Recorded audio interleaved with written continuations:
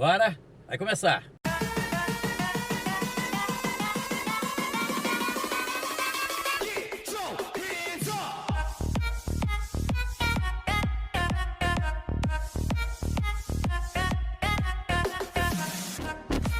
A partir de agora, a Rede Brasil de televisão com a gente também. Obrigado aí pela audiência, pela sua companhia. Estamos aqui ao vivo na GDS Web Rádio Brasil, ao vivo na Mania FM, no nosso canal no YouTube. Que alegria grande.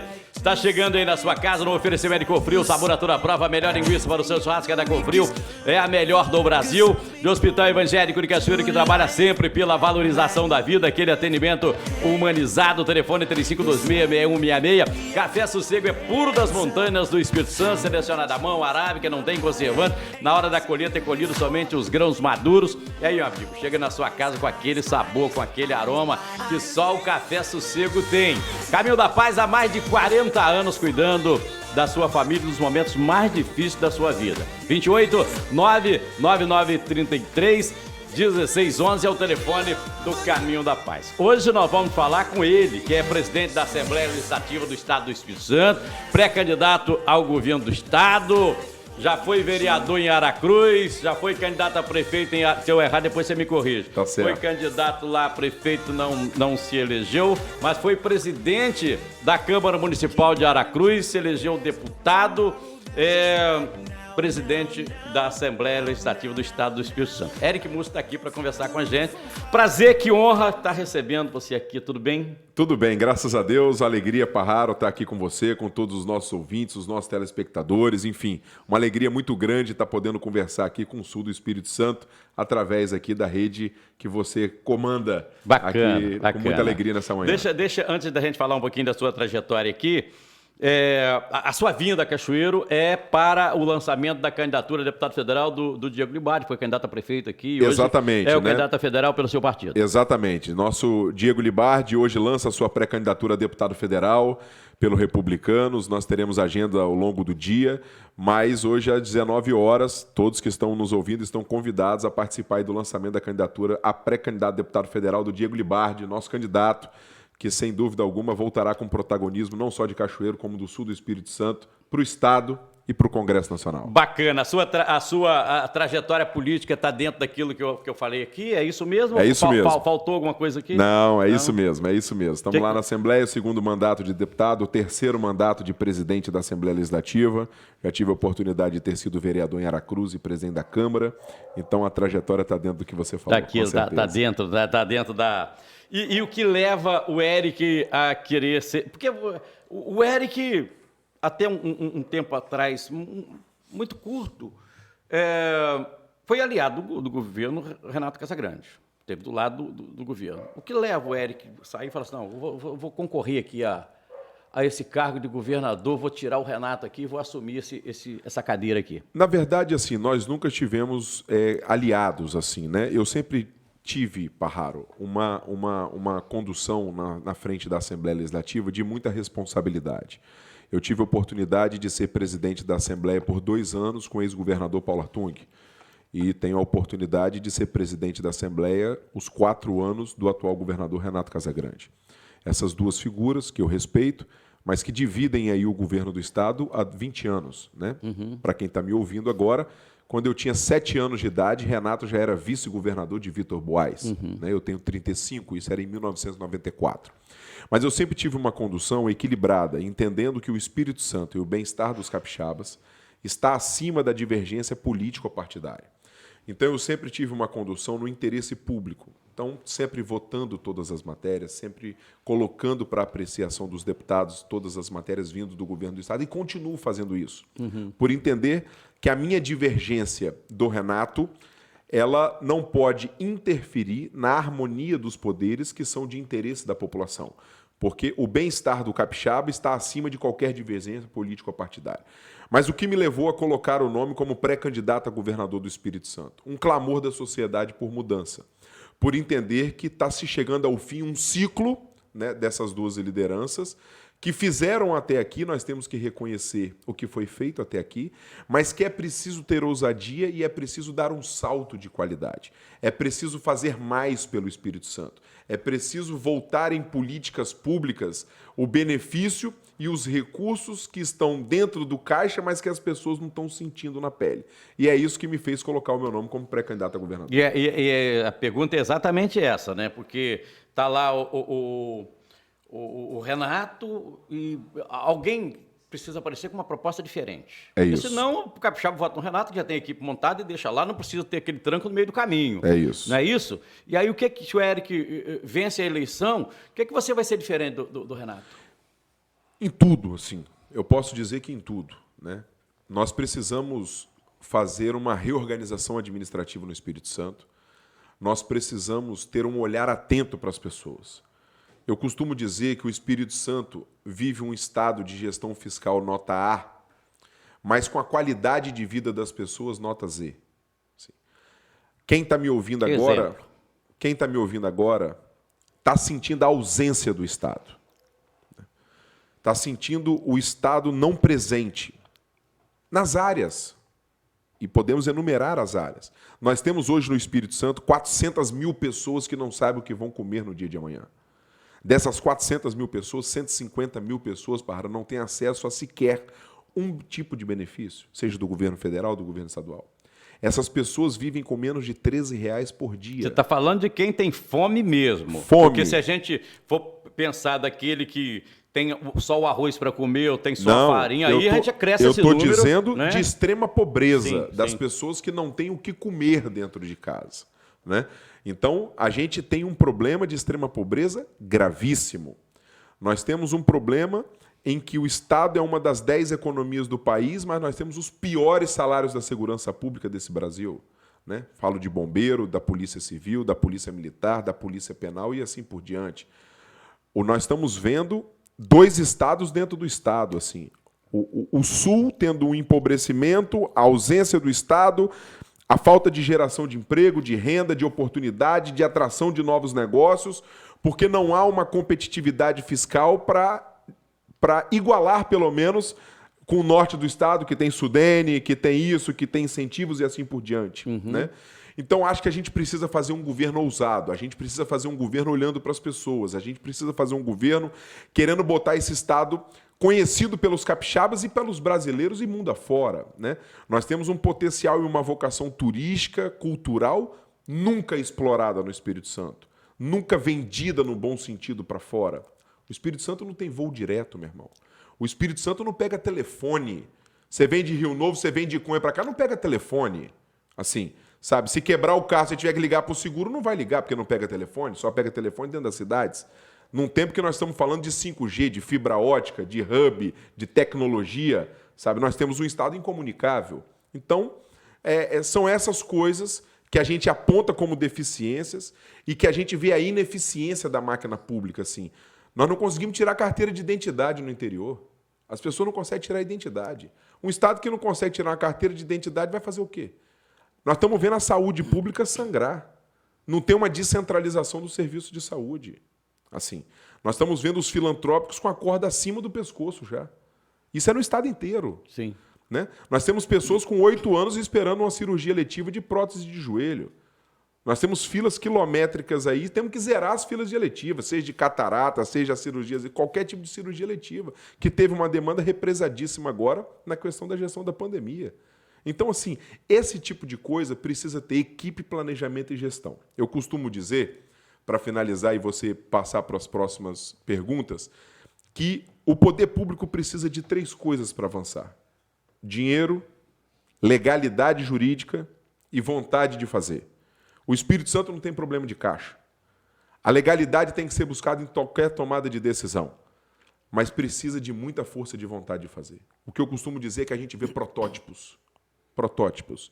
Você vai para a Grande Vitória, você vê protótipo de aquaviário, protótipo de ciclovia na ponte, protótipo de projetos, coisas que não saem do papel. Nós temos 200 obras paradas no Espírito Santo. A mais emblemática delas, o Cais das Artes, que tem 200 milhões enterrados do povo capixaba.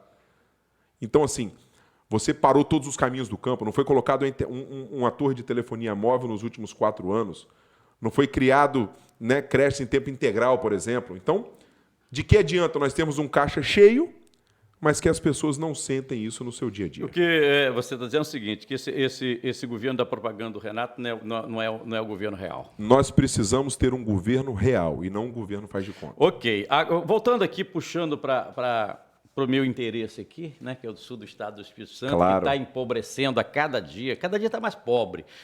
Talvez o cachoeirense desconhece isso, né? Você falou daqui de tudo que o governo pode fazer, mas nós temos problema de energia, nós temos problema de infraestrutura e tal, mas você falou da questão fiscal, do incentivo fiscal. O que é que um governo do estado pode fazer nesse sentido? O governo do estado precisa criar um plano de igualdade fiscal para que o sul do Espírito Santo tenha alta competitividade ou igualdade em competitividade com o norte do Espírito Santo. O empresário precisa olhar para o Espírito Santo e compreender que ele pode investir no Espírito Santo inteiro, porque tem igualdade de ação fiscal. Óbvio, nós temos ali, à margem do Rio Doce, a questão da Sudene. Mas tem de haver alguma forma, e nós estamos com a nossa equipe técnica já estudando isso, em colocar o sul do Espírito Santo em igualdade de condição. Porque o que eu vejo do sul do estado é um empobrecimento generalizado. Eu vejo as praias sendo tomadas e avançadas pelo mar sem nenhum plano de contenção. Eu vejo os muros que foram construídos com o governo federal ao longo dos anos, ao invés de se construir pontes, atravancando os investimentos. Quantos anos nós estamos ouvindo falar em duplicação da 262? Quantos anos nós estamos ouvindo falar em novo ramal ferroviário que vai ligar Vitória ao sul do estado para o Porto de Kennedy, ligando ao Rio de Janeiro? Quantos anos nós estamos ouvindo falar em tantas outras coisas que não saem do papel? Então isso não pode. Isso depende do governador ou do executivo, ou depende de uma vontade política, das forças políticas, onde, inclusive, o senhor é presidente da Assembleia, mas você vai responder depois do intervalo comercial. Está combinado. Rapidinho. Demora não, é 2 minutos. Fechado. Rapidinho.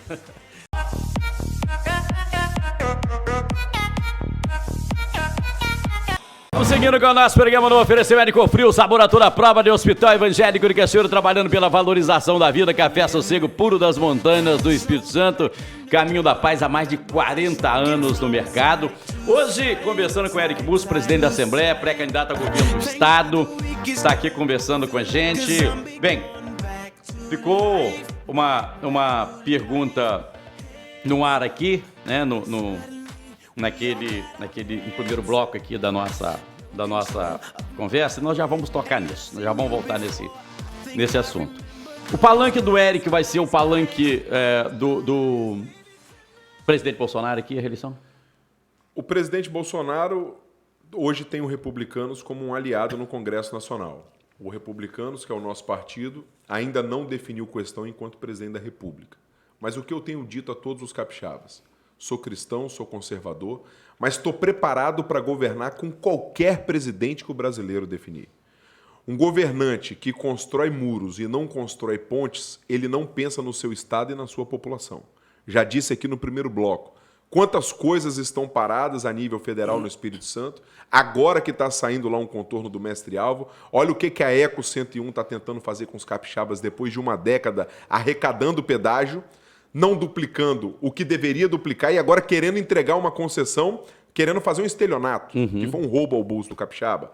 Já disse de linha férrea, já disse de 262, já disse de tantas coisas que eu acho que já poderiam ter sido destravadas, mas por conta de um governo estadual construir muros e não pontes é um erro, na minha avaliação. Então, qualquer presidente que o brasileiro definir, nós temos que estar preparado para governar com ele, visando o bem-estar da população capixaba. E é nessa linha que nós vamos trabalhar. Mas, naturalmente, se o Partido Republicanos definir, né, no apoiamento do presidente Bolsonaro, eu não terei problema algum em fazer o palanque dele aqui no Espírito Santo. Que, aliás, o seu perfil é esse, né? O perfil a visão que a gente tem de fora de um cidadão conciliador, claro, da conversa. Esse é o novo modelo de fazer política? Com certeza. O diálogo, ele cabe em qualquer lugar. A gente precisa construir pontes, a gente precisa agregar pessoas, agregar boas ideias. e resolver os gargalos. Chega de brigalhada, né? A gente não precisa... A briga, ela aparta a resolutividade dos problemas. Como é que nós vamos combater a fome no Espírito Santo? Como é que nós vamos melhorar a mobilidade urbana no Espírito Santo? Como é que nós vamos melhorar a malha viária no Espírito Santo? Como é que nós vamos melhorar, sabe, a tecnologia no campo? Como é que nós vamos melhorar, né, o homem do campo a ter acesso à linha de crédito? Como é que nós vamos melhorar a qualificação profissional do jovem? Como é que nós vamos gerar emprego nesse estado? Como é que nós vamos dar uma saúde de qualidade, uma segurança pública em que as pessoas saiam na rua sem medo de ter o seu celular roubado, de ter a sua bicicleta roubada, de ter a sua moto roubada, sabe? Como é que nós vamos colocar o nosso comércio nesse pós-pandemia para reerguer, para renascer, para resgatar as coisas, né? Então, eu acho que isso tem que ser o nosso foco principal, né? O foco principal em cuidar dos capixabas, né? Então, assim, eu acho que e buscar aonde tiver que buscar, né? E atrair os investimentos que tiver que atrair. Então, assim, eu sou um cara que compreendo que com planejamento, com equipe, com força de vontade, mas, sobretudo, com conciliação e com união, a gente pode fazer o Espírito Santo melhor. Ô, Eric, eu estou na comunicação tem 40 anos, né? E aí, quando você fala da questão da falta de segurança, eu convivo com isso na rua todos os dias, com as pessoas me ligando, me falando, conversando comigo. Você fala de fome, eu convivo com isso todos os dias. Fala do desemprego, eu convivo com isso todos os dias. Como é que vai ser? Porque você está no seu terceiro mandato de presidente da Assembleia, né? Assim como eu estou imaginando que a hora que o governador subiu no morro para pedir voto, ele vai encontrar lá a panela vazia, o cidadão sem ter o que comer, como é que pede voto? Mas o presidente da Assembleia também, como é que vai ser? O que é que você vai dizer para as pessoas? Vou dizer para essas pessoas que eu nunca tive a oportunidade de ter a caneta na mão, a caneta do Executivo, que é quem tem a possibilidade de executar e mudar a vida das pessoas. Eu não estou indo para a minha sexta disputa. Eu estou pedindo a primeira oportunidade para ser governador do Espírito Santo. E falo com muita humildade. Eu não quero ser o segundo, o terceiro, o quarto. Eu quero ser o melhor governador que esse estado já teve. Eu não quero ver o Espírito Santo olhar para São Paulo, para Santa Catarina, para o Rio Grande do Sul com inveja. Não. Eu quero que a gente viva no melhor estado desse país. Sabe? Eu quero que as pessoas parem de olhar para Gramado, parem de olhar para Campo do Jordão e olhem para Pedra Azul, para Domingos Martins, para o Caparaó. Eu quero que as pessoas parem de olhar, por exemplo, para Florianópolis, para Balneário Camboriú e olhem para Guarapari, para Piúma, para Marataízes. E de que maneira? O que o governador pode fazer? Tudo. Nós não temos voo direto no Espírito Santo, irmão. O Espírito Santo não tem voo direto, nem de Brasília, nem de São Paulo, nem do Nordeste. Você vai comprar um pacote de viagem, está lá Maragogi, está Porto de Galinhas, está Fernando de Noronha, mas não está o Espírito Santo. Por quê? Porque isso é negócio, porque a Secretaria de Turismo no Espírito Santo foi feita para emprestar tenda e som para a festa e para botar cargo político lá de quem perdeu a eleição. Nunca botaram uma pessoa capacitada para liderar a Secretaria de Estado de Turismo. Então, assim, que tenha conhecimento e que possa vender o Espírito Santo no bom sentido para o Brasil e para o mundo, né? Nós estamos na terra do Roberto Carlos, assim. Se isso fosse programado há 30 anos... Estamos de frente da casa dele aqui, ó, onde nasceu. Se isso fosse programado há 30 anos atrás, vinha gente do Japão aqui conhecer. Sim. Assim, né? As pessoas vão no túmulo de Elvis Presley. As pessoas saem daqui para ir no Palácio de Buckingham, ver aonde fica a Rainha Elizabeth. Sim. E por que as pessoas do mundo não poderiam vir onde nasceu Roberto Carlos? Porque isso não foi feito um planejamento em cima disso, né? E isso é uma economia sustentável, não poluente, que gera emprego, gera renda. Mas o Espírito Santo, por exemplo, não para cruzeiro. Aí não para aqui, para em Angra dos Reis, para em Búzios. Todos os estudos mostram que cada pessoa que desce num cruzeiro gasta $400 na cidade. Isso gera emprego, gera renda, gera oportunidade. Mas não tem isso, não tem mente aberta. Então, assim, nós precisamos de um governo conectado com o que há de mais moderno no mundo. Minha percepção é que nós temos um Estado nota A com a população na nota Z. Minha percepção é que nós temos um governo analógico numa era de uma sociedade tecnológica. Nós não podemos ter hoje um produtor rural para tirar um licenciamento de uma barragem na sua propriedade para irrigar o seu café, demorar 2 anos no IEMA. O que é isso? Não dá mais. Nós temos que desburocratizar a máquina pública. Temos que facilitar a vida do cidadão, sabe? Temos que botar um governo digital. Um governo digital. Um governo com o mundo que nós estamos vivendo hoje. A pandemia acelerou o processo digital. Sim. Né? E a gente precisa conectar isso com as pessoas. O Eric está preparado para ser governador do Espírito Santo. É isso? Estou preparado, me preparei e falo com muita humildade. quero ser o governador para trabalhar pelos capixabas, para fazer história nesse estado.